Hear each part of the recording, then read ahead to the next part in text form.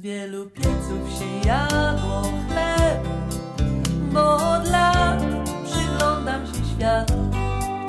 Nieraz rano zabolał łeb i mówili zmiana klimatu.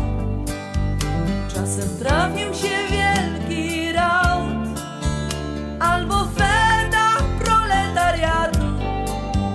Czasem podróż w najlepszym z aut, częściej szare drogi powiatu. Ale to już było i nie wróci więcej. I choć tyle się zdarzyło,